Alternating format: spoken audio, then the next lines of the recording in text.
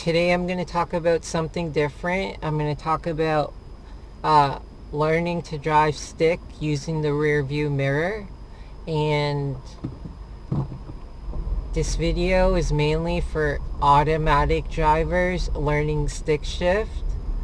If you have experience already in a stick shift car, or you've even moved it around the parking lot, this video probably doesn't matter to you.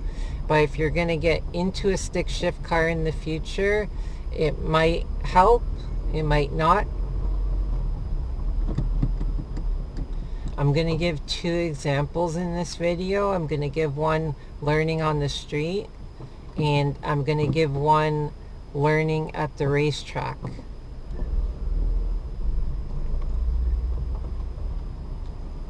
What I'm going to talk about, it's quite a serious problem for many people. Not everyone, but a lot of people will experience this, and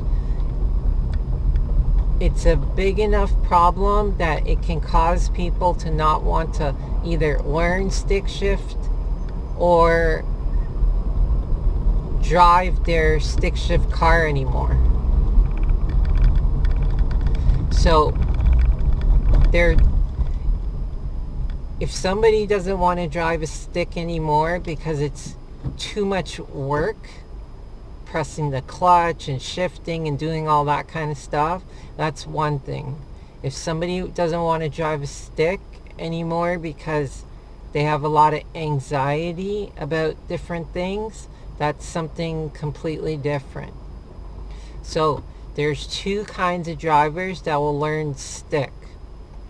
The first kind is the unlicensed driver who just happens to be learning how to drive on a stick shift car. They have no experience driving. They've never been behind a steering wheel. They don't know how to press the gas or the brake or use their signals. And for whatever reason, it doesn't really matter, they're learning how to drive on a stick car. Maybe that's the only car they have to learn on a stick, whatever, it doesn't matter. What matters for this video is they have no experience in traffic. So when a new driver, usually when new drivers experience traffic for the first time, or just driving on the road, they don't know always when they've made a mistake.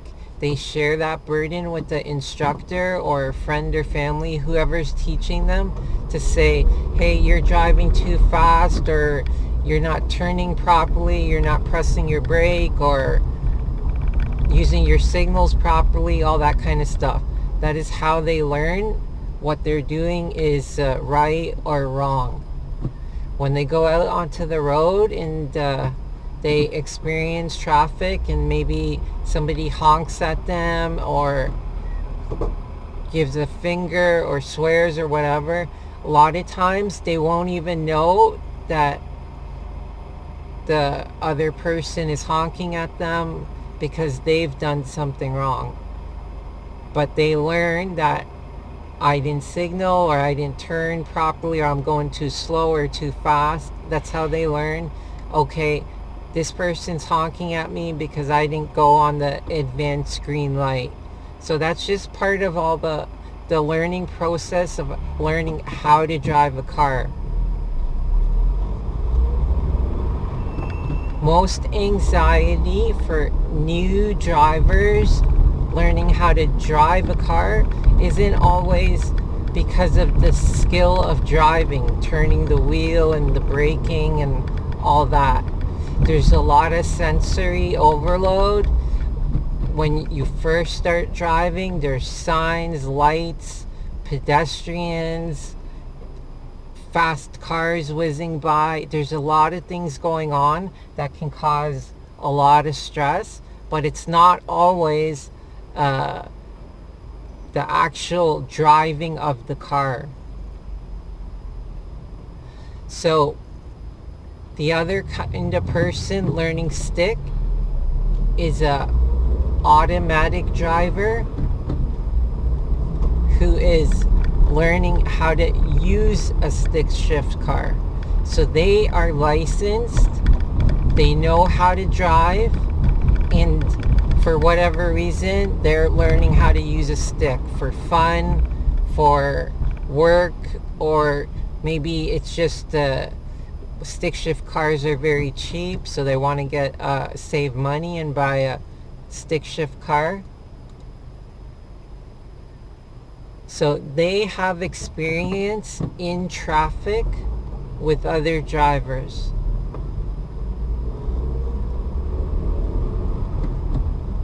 Once you get your license, by that time, usually you can tell when another driver makes a mistake, when someone's not driving well.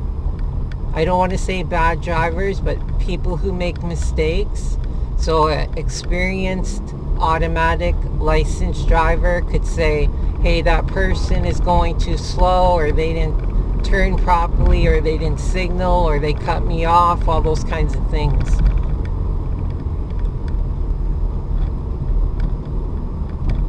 So they have experience in traffic and being around different kinds of drivers, good and bad.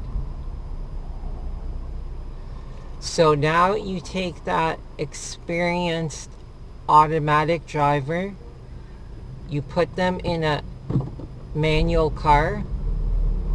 All of a sudden you have a experienced driver who cannot even move the car, the manual car, from parking spot to parking spot. Well, they can't even start their car without some kind of instruction. So for some people, this is just it's a learning experience. Some other people, it can be very stressful just being in a car that they know they can't drive as well as their automatic car. So even before they learn anything, the stress starts to build up. So the first thing most people are going to learn, hopefully, is they will learn how to do clutch starts, move the car around with the clutch.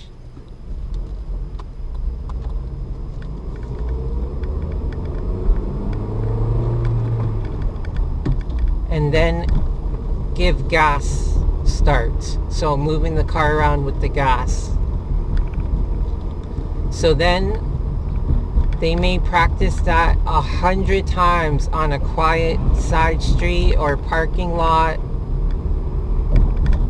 where no one's bothering them. Hopefully everybody has access to something like that. Not everyone does, but it is very helpful when people do.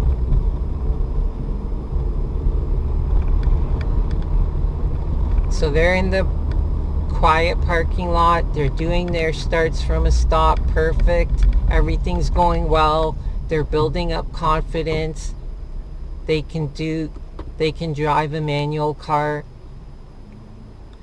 they're getting the hang of it. Now it's time to go out onto the street. They pull out from the parking lot onto the street, and they come up to their first intersection, and it's a red light. They come to a stop, and they start looking in the rear view mirror. In the rear view mirror, they see cars coming up behind them. The cars are getting closer, they're getting closer, they're getting closer. Finally, the cars have stopped behind this new stick driver. The light is still red, and the new stick driver is totally looking at the cars stopped behind them.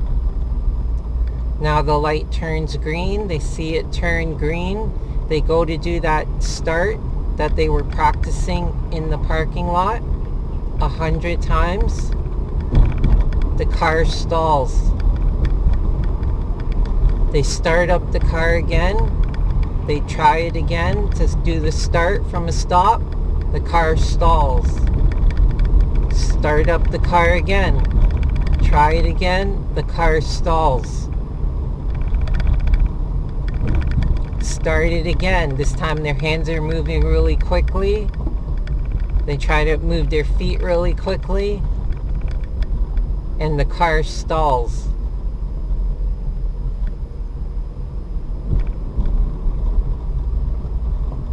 Their anxiety has peaked.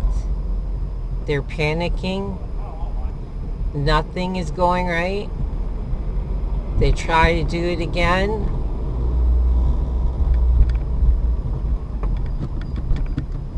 And this time they get it. And they are able to move the car away.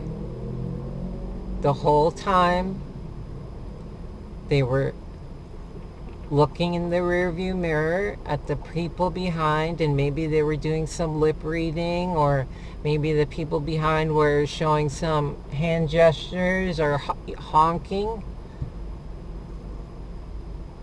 And this person, the new stick driver, their anxiety was just building and building and building, and nothing was going right.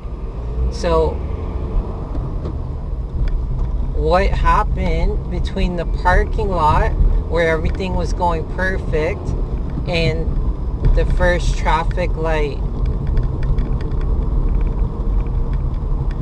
In the parking lot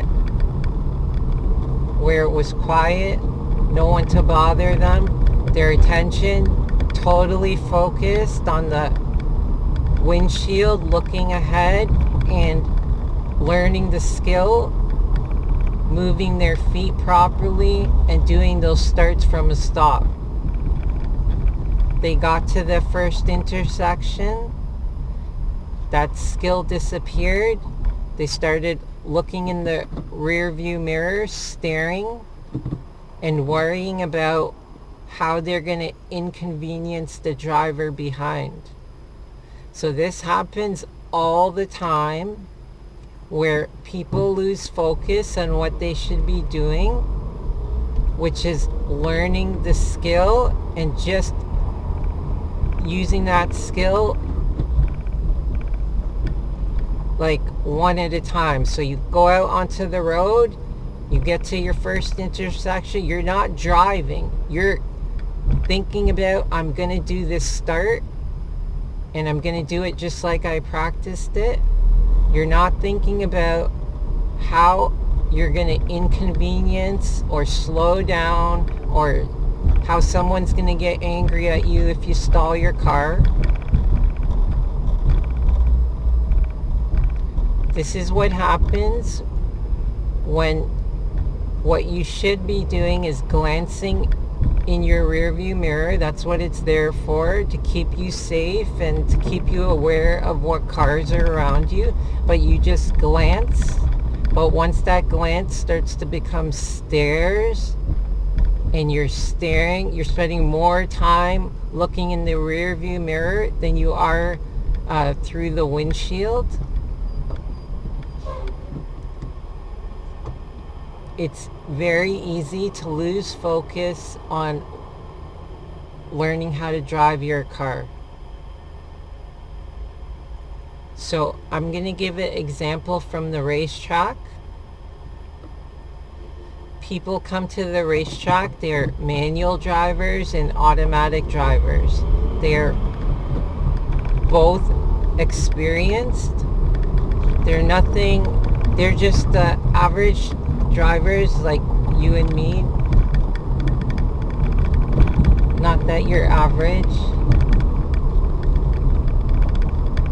And they want to learn how to drive on a racetrack. So they'll come to the racetrack and experience two problems that happen all the time. The first one is called target fixation. So what happens is, instead of looking where they should be going, driving the racetrack, their attention will focus on something they shouldn't be staring or looking at. So they'll focus either on a wall, a tree, people, but most of the time their focus goes to staring at a car in front of them. So they will stare at a car that's driving in front of them, and what will happen is the driver in front will make a mistake. They will forget to brake or something. They will go flying off the racetrack. And then the driver behind, because they were so focused on looking at the car in front, they will also forget to brake, and then they will go flying off the racetrack. So that driver should have been looking ahead of the car in front at the racetrack where they want to go, not focusing their attention totally on the driver in front. Driver in front makes a mistake, almost like a mirror reflection, the driver behind will going to make that exact mistake. So the second problem new drivers have at the racetrack is they will show up and feel like they don't want to slow the faster drivers down.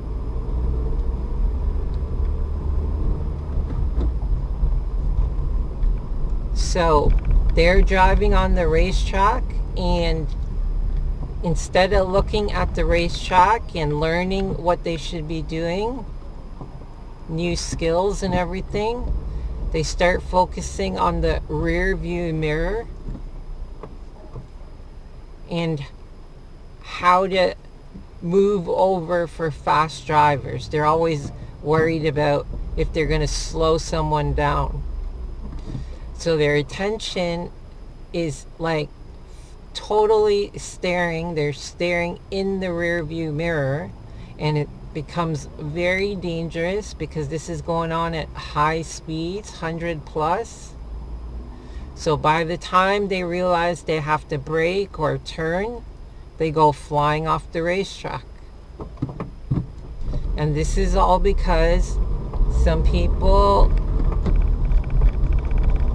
feel like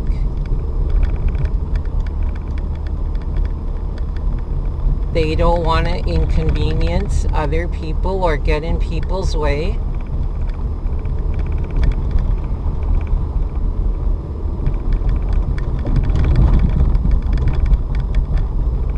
And by them trying to be nice and polite, they're actually putting themselves and other people in danger. So, over and over, the easiest way to fix that problem at the racetrack is to flip the rear view mirror up. So once that rear view mirror gets flipped up, the new driver can't stare in the rear view mirror anymore, and you will see a dramatic difference where a poor, dangerous, horrible driver will all of a sudden become quite good,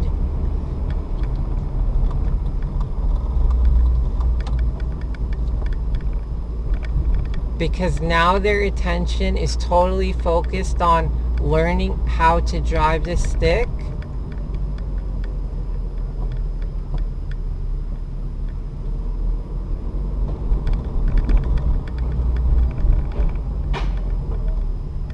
And looking at the racetrack, not focused on looking behind.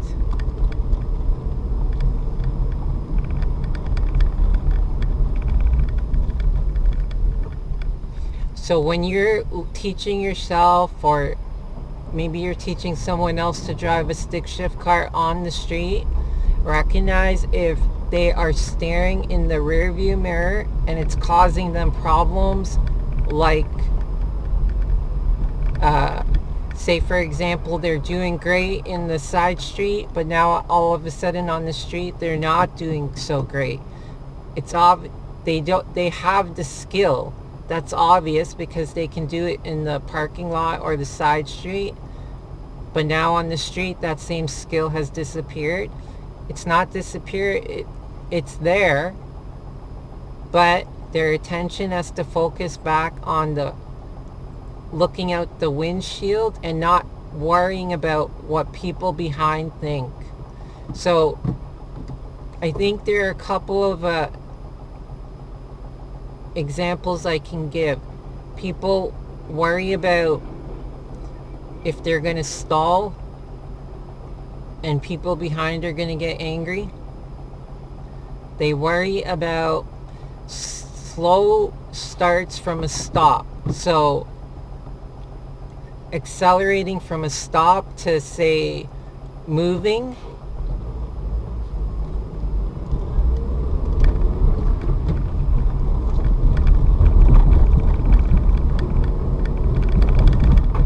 They worry about that.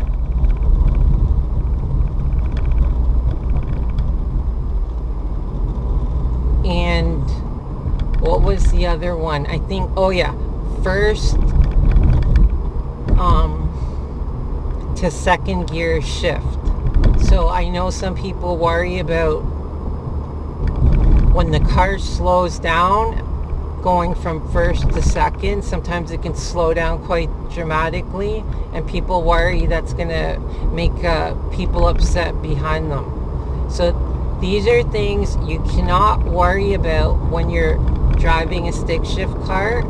It's just part of learning process, and you cannot care too much about what people think behind you. If you worry too much what people think behind you, it's going to make the whole experience upsetting and very stressful. I'm not saying to flip the rear view mirror up on the street, but I have tried it and it does work great. But I'm not telling you to do that.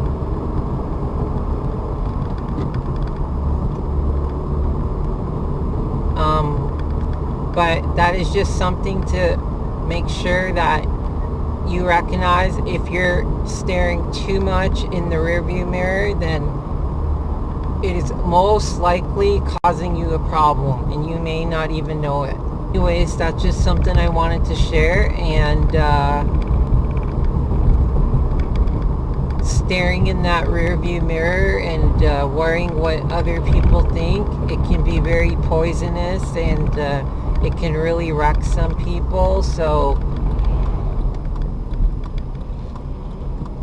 there's no need to worry about what other people think. And that's it. Thank you.